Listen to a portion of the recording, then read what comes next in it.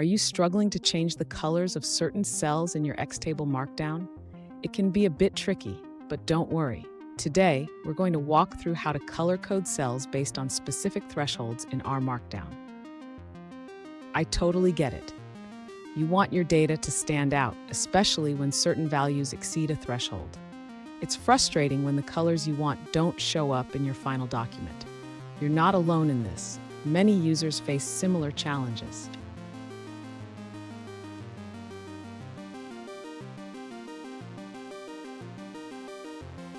Here's the specific question we're addressing today. One user asked, how do I color code a cell in my data frame if the CPU usage exceeds 70%? This is a common scenario, and we're going to tackle it step by step. To understand the issue, we need to know that R Markdown can sometimes be finicky with formatting, especially when it comes to colors and PDF outputs. We'll explore how to properly format your code to achieve the desired results. And stick around.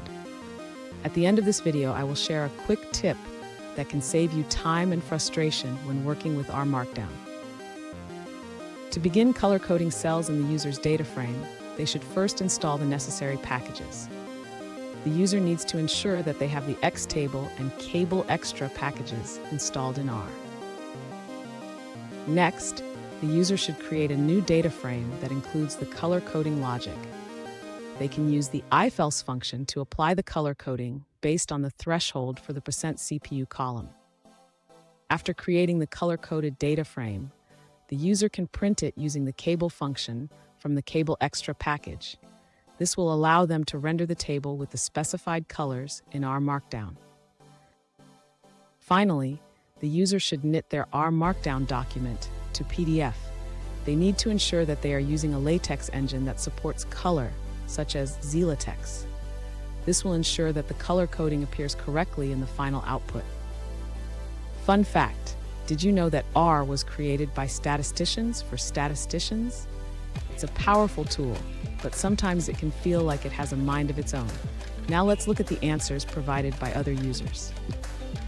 An alternative approach to color coding cells in xtable Markdown involves using the cell color command in LaTeX. First, ensure you handle the % signs in your column names properly. Then, create a new version of your data frame where cells in the %CPU column are colored red if their value exceeds 70. Finally, print the table with the appropriate sanitizing functions to ensure the colors display correctly.